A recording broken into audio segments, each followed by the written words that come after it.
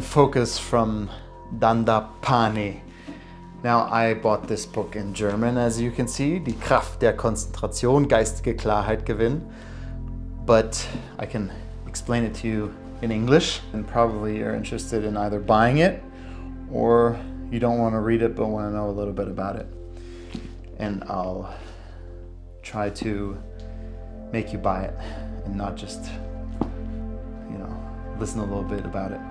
Focus is written by someone, he was Dandapani, that's his name. I don't know if that's a first name or last name, but he used to be a monk, a Hindu monk for I think 10 years.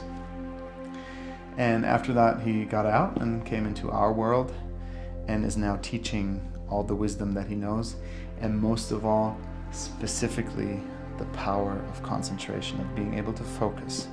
And being able to focus is probably one of the biggest traits that you can gain, and that's going to work for you massively in your life.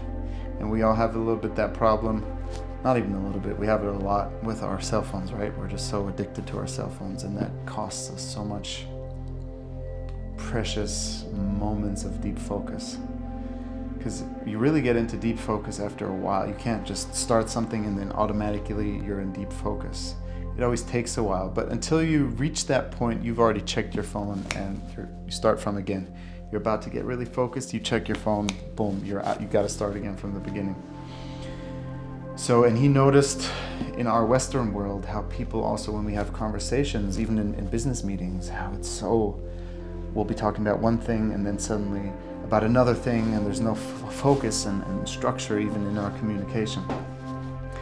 Now, here was one exercise that I did, and after I did it, I was like, whoa, that was a good exercise. Because when I say my mind is all over the place, it's actually not quite accurate, and everything up here just seems like this woven together, like mashed together. It's like not smashed potatoes, but mashed potatoes.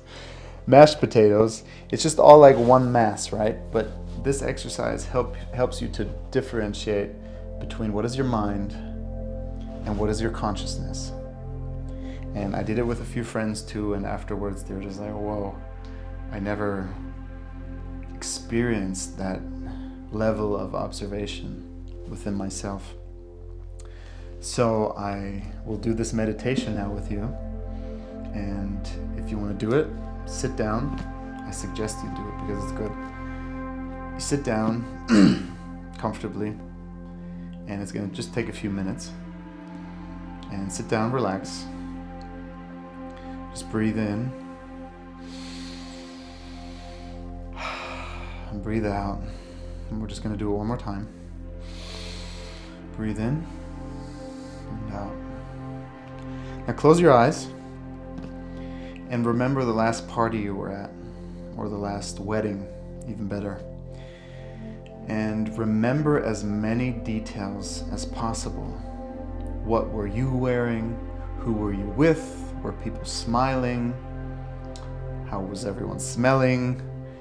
What socks were you wearing? What food was eaten? Just try to remember as many details as possible, and I'll give you a few seconds to just really remember it, and keep your eyes closed.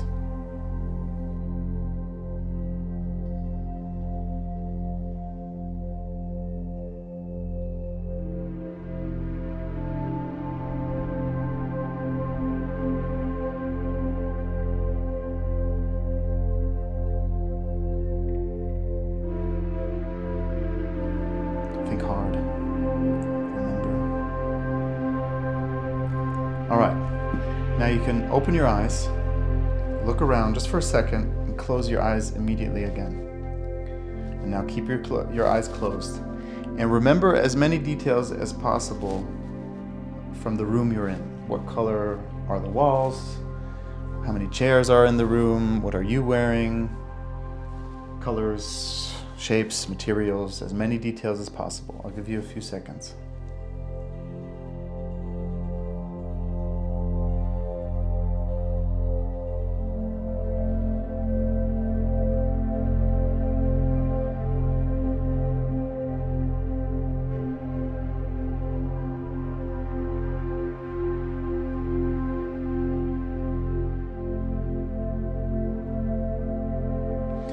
Now, while you were at the wedding or at the birthday party, where was everything? Where was the world? Where was the room that you're in right now? While you were really being present at that wedding.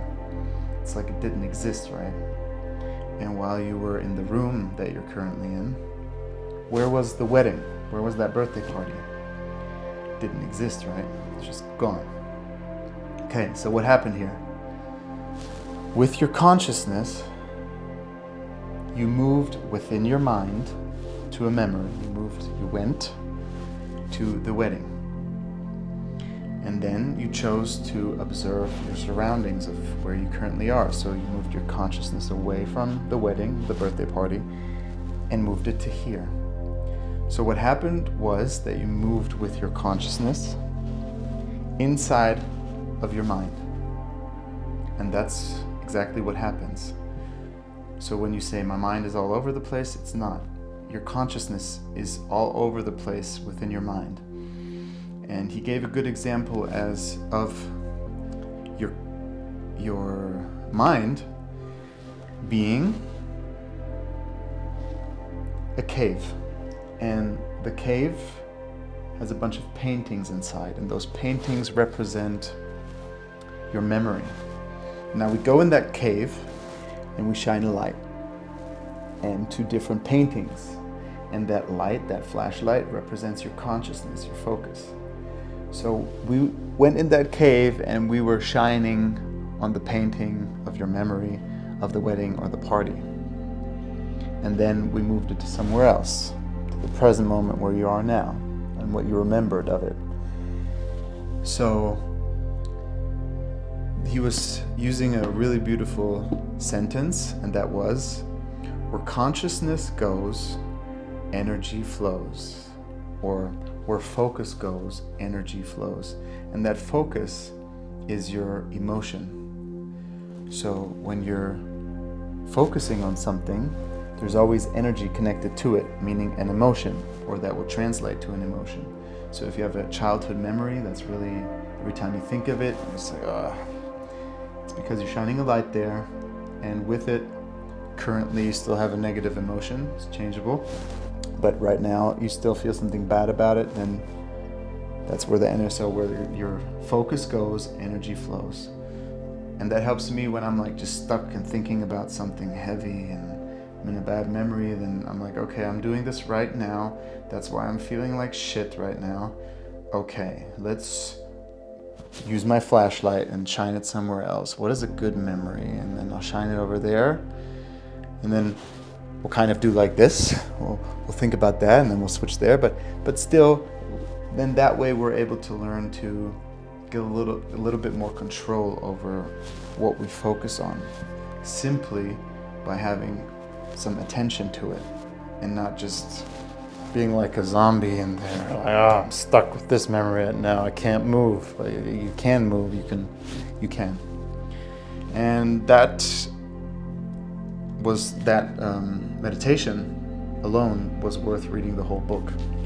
But I suggest you read this whole book, the entire book, because after it, you really understand what value focus has and how important it is to cultivate it, because that's going to change your life completely. And maybe you've experienced it where you would have certain periods where you're focused, and then you have maybe a lot of other times where you're not focused, and you can see the difference. And here are a lot of then also strategies of how to change it, meaning how to improve your focus. And here I was just reading one line. I always highlight with a marker what I found was just sticking out and resonated with me. Then I write it down in my Commonplace book. Learned that from Ryan Holiday. And so I really don't only read the book and then I don't remember anything from it anymore in a month or two. And that way I really deepen what I read, and then I actually also write down what I really liked from the book. I write it down in my book, and that way I can remember more and make a little presentation like this here right now. And here was a sentence, and I'm going to try to translate it. What the corn of rice is, to a starving person, is equivalent to what the second, in terms of time, what the second is to the wise person. I was like, oh, wow, yeah. Because if you really understand how valuable also time is, it's just ticking, closer to death, closer to death, closer to death, then you don't waste it so much. And to understand that, I think will help have a life at the end with a lot less regrets. So, that was the book Focus, The Power of Concentration. I suggest it from my heart. It's a good book, it's a great book. And if you're into Hindu wisdom, this is your book.